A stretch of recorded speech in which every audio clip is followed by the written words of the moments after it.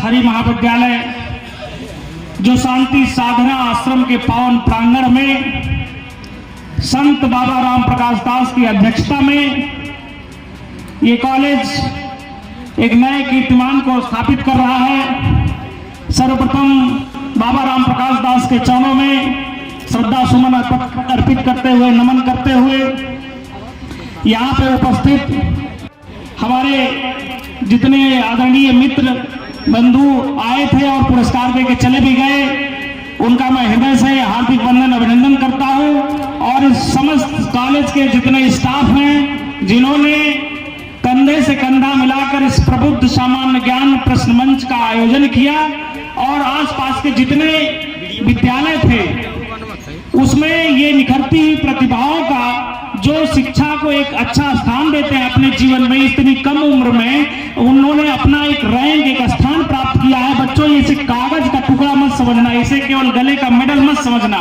इससे आप लोगों ने एक पहली प्राथमिकता जो थी जीवन की, आप लोगों ने ये निर्धारित कर लिया है कि हम शिक्षा के माध्यम से आज ये कागज का टुकड़ा पाए हैं, ये मेडल पाए हैं, ये शील्ड पाए हैं। हम आपके उज्जवल भविष्य की शुभकामना करते हुए आशा करते हैं कि अपनी इसी कड़ी मेहनत और लगन के साथ आप लोग जिस भी क्षेत्र में जाएंगे वहां अपना नाम रोशन करेंगे, अपने माँ बाप का नाम रोशन करेंगे।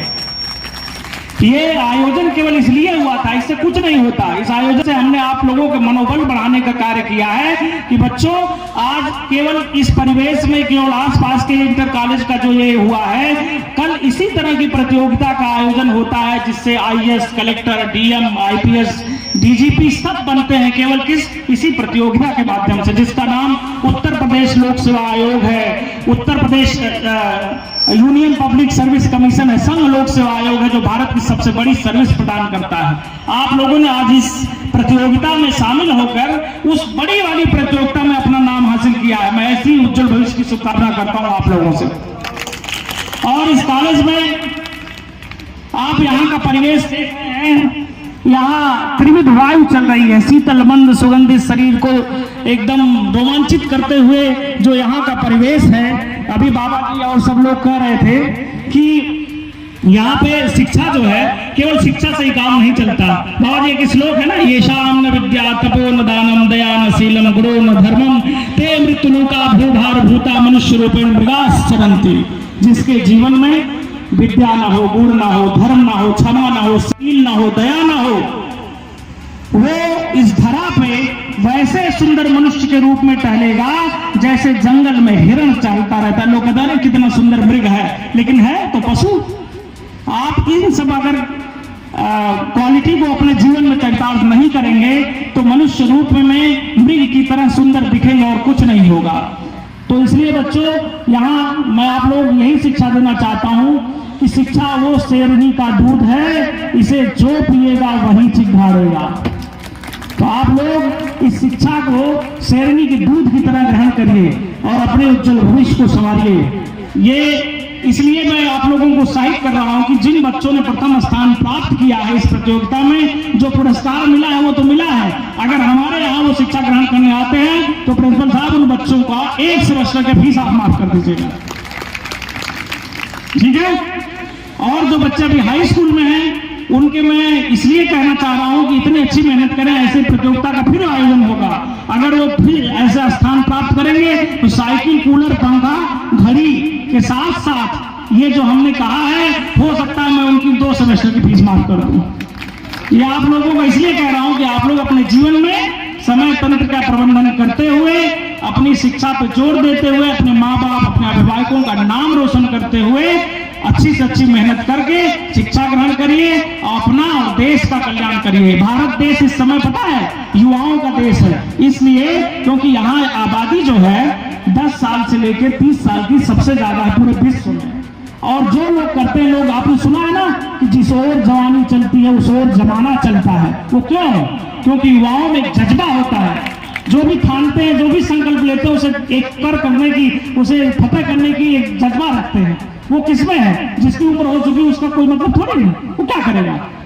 ये साहस, ऊर्जा कहाँ है? युवाओं में है, जो कुछ कर सकते हैं। मैं अपने इस नौनिहालों को भी कहना चाहता हूँ जो हमारे यहाँ से ग्रेजुएट हो रहे हैं, ग्रेजुएट होने का मतलब केवल एक डिग्री नहीं है। आप ग्रेजुएट हो गए हैं तो पूरे देश में, पूरे विश्व में ये जो यूनिवर्सिटियां खुली हुई हैं इसका आकलन होता है, एक नैक होता है, पूरा राष्ट्रीय स्तर पे इसका संगठन होता है। और ये जो है अभी आप कोई बच्चा हमारे यहाँ से टॉप करे तो ये मत समझो कि केवल पूर्वांचल यूनिवर्सिटी तक सीमित रहेगा, वो विदेश तक उसका डंका बजेगा, क्योंकि ये यूनिवर्सिटी विदेशों में भी संगठित रूप से इसका नाम है। तो आप इस ग्रेजुएशन की डिग्री यहाँ से नहीं ले रहे हैं, ग्रेजुएशन के साथ साथ अपने जो आपके अंतरात्मा का विचार है, जो आप करना चाहते हैं उस विषय में भी ग्रेजुएट लेना चाहते हैं, चाहे वो जो भी विषय हो। मैं कहता हूँ कोई नौकरी पाना ग्रेजुएशन का लक्ष्य नहीं होना चाहिए कि हम नौकरी पा गए तो हमने बहुत अच्छा कर लिया। बहुत ऐसे नौकरी वाले लोग समाज से कट जाते हैं, उनका कोई मतलब ही नहीं।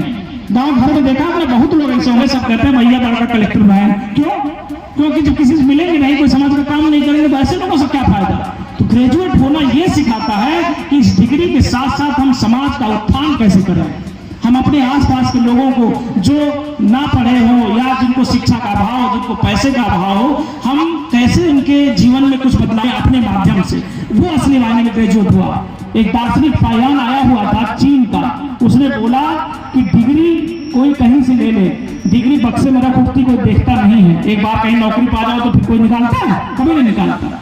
लेकिन सच्चे मायने में वो डिग्री है जो हम अपने जीवन में यूज करते हैं, उस माध्यम से कितने लोगों को कल्याण करते हैं। नित रोज नया एक किसी का भी आयाम पकड़ लीजिए। आप लोग अभी हैं, एक बच्चा अपने आसपास का टहल रहा हो जो पढ़ने में रुचि ना ले रहा हो, उसको आप अगर पढ़ाई की तरफ मोटिवेट कर दिया, आपने जीवन का एक बहुत बड़ा दान कर दिया। शिक्षा का दान सबसे बड़ा दान है, ये समझिए। तो आप चलते फिरते भी कल्याण कर सकते हैं। ऐसा नहीं है कि हम कुछ हो जाए तो ही कर सकते हैं।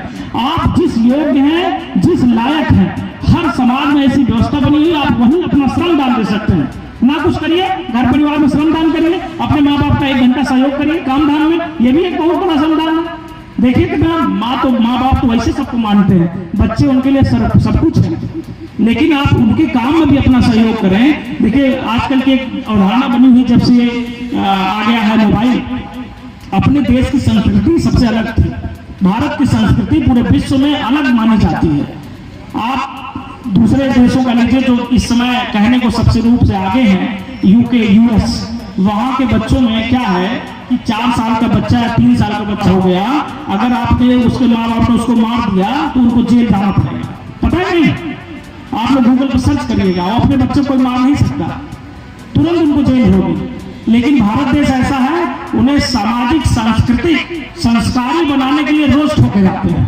ठोके जाते नहीं ठोके जाते, यहाँ कोई वो नहीं है। क्यों? तो इस तरह का भाव अपने लोगों को आप मन में रखिए और शिक्षा को अपनाइए। शिक्षा के साथ साथ आप जो है संपन्न होंगे, व्यवहारिकता का दृष्टिकोण अच्छा होगा, हर तरफ से आप सामाजिक रूप से संपन्न होंगे। इन्हीं शब्दों के साथ मैं अपनी वाणी को विराम देता हूं और एक बार फिर से हम अपने कॉलेज के समस्त स्टाफ, नाम किसका लोग बहुत जनों का हो जाएगा, लेकिन स्नेहा मैडम, प्रिंसिपल साहब, डॉक्टर श्री मनोज जी, इन सबों ने कहा, अभिभू और ये शशांक, सब लोगों ने मिलकर जो मेहनत किया है और इस परीक्षा का आयोजन किया है जिसके तहत आप लोगों से आज हम रूबरू हो रहे हैं, इन सबों को तहे दिल से धन्यवाद देता हूं और आप लोगों के उज्जवल भविष्य की शुभकामना करता हूं। बहुत बहुत धन्यवाद।